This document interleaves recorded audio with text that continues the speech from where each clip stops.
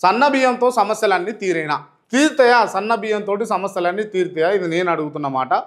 ఆర్భాటం చేస్తూ హామీలన్నీ తుంగలో తొక్కే ప్రయత్నమా? చేసింది గోరంతా ప్రచారం కొండంత అని చెప్పేసి ఇక్కడ మనకు క్లియర్‌గా ఫుటేజ్‌గా అనిపిస్తా ఉంది. ఏందండి ఈ సన్న బియ్యము ఇస్తుర్రు, మంచి పథకము, గొప్ప పథకము, హర్షించదగ్గ పథకము. తులం బంగారం ఇయ్యి కదా! నువ్వు ఇస్తా అన్నదే తులం బంగారం ఇయ్యి అని అడుగుతున్నాం.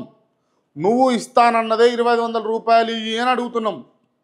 నువ్వు ఇస్తా అన్నదే స్కూటీలు ఇస్తానో ఇయ్యు అని అడుగుతున్నాం. నిరుద్యోగులను ఆదుకుంటానన్నో ఆదుకో అని అడుగుతున్నాం. ఇవన్నీ పెట్టి ఉన్నాయి కదా బియ్యం అని పంచుతామని ఇస్తామని అంటే ఈ బియ్యం కూడా మళ్ళీ ఈ సన్న బియ్యం కూడా ఇందులో కేంద్రం వాటా ఎక్కువ. కేంద్రం వాటా ఎక్కువ. వీళ్ళు ఇక్కడ చేసేది ఏమీ ఉండదు.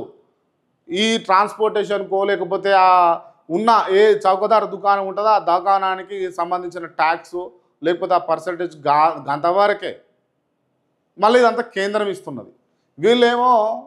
వీళ్ళు చేసుకుంటారు. అంటే కేసీఆర్ పరిభాషలో చెప్పాలంటే మంది కుట్టిన పిల్లను మన పిల్లని అనుకున్నాడు ఎంత దౌర్భాగ్యంగా ఉంటుందో ఇప్పుడు గట్లనే నడుస్తూ ఉంది కాంగ్రెస్ ప్రభుత్వ నాయకులది కథ.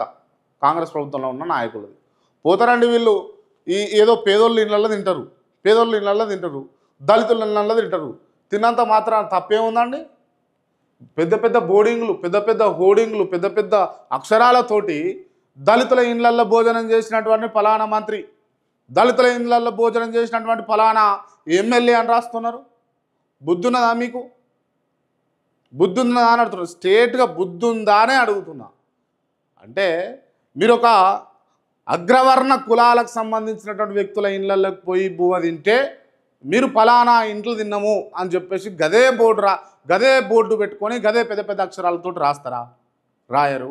మరి ఎందుకండి ఈ దళితుల మీద అంత వివక్షత?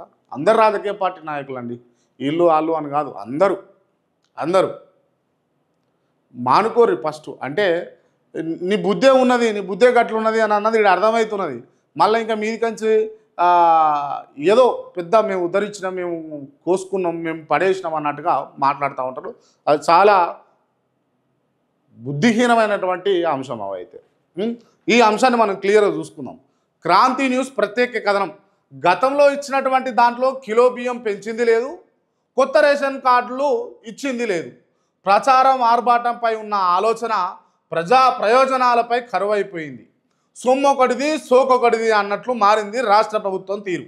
రేషన్ బియ్యం అందించేందుకు 80% మా నిధులు అందిస్తున్నామని కేంద్రం చెబుతుంటే అదేం చేయకుండానే దొడ్డు బియ్యం స్థానంలో సన్న బియ్యం అందిస్తూ దేశం ఎక్కడా లేని విధంగా గొప్ప పథకాన్ని ప్రవేశపెట్టామని రాష్ట్ర ప్రభుత్వం గప్పాలు చెప్పుకోవడం అనేక మందిని విస్మయానికి గురి చేస్తుంది. వాస్తవమే కదా? దీంట్లో ఏమన్నా అబద్ధాలు ఉన్నాయా, తప్పులు ఉన్నాయా చూడరు ఓసారి. ఈ 6 గ్యారెంటీల పథకాలతో ప్రజల్లోకి వచ్చినటువంటి ప్రజాప్రభుత్వం ఆ పథకాలలో కొన్నిటినైనా అమలు చేయకుండా ఓ సాధారణ మార్పు చేసినంత మాత్రాన మొత్తం మారిపోతుందనే ఆలోచన చేయడం విచారకరం. గతంలో ఇచ్చిన మాదిరిగానే ఒక్కో వ్యక్తికి 6 కిలోలు ఇస్తుంది, ఒక్కో మహిళకు రూ. 2500 ఇస్తామని చెప్పింది. కళ్యాణ లక్ష్మి, షాదీ ముబారక్ లాంటి పథకాలు గతంలో ఇచ్చే డబ్బుల కంటే అదనంగా తులం బంగారం కూడా ఇస్తామని చెప్పిర్రు. ఇవే అందితే ప్రతి పేదవాడు ఎన్ని కిలోల బియ్యం కొనుగోలు చేసే శక్తి పెరుగుతుందో ఆలోచించడం మంచిది. ప్రజాప్రభుత్వం పేరులో ప్రజాప్రభుత్వం అన్నంత మాత్రాన ప్రజల గురించి ఏమాత్రం ఆలోచించడం లేదని విమర్శలు తలెత్తుతున్నాయి. తామేదో గొప్ప పథకాన్ని ప్రవేశపెట్టామంటూ సన్న బియ్యం లబ్ధిదారుల ఇంటికి వెళ్ళి భోజనాలు చేసి ఆర్భాటాలు సృష్టిస్తున్నారు.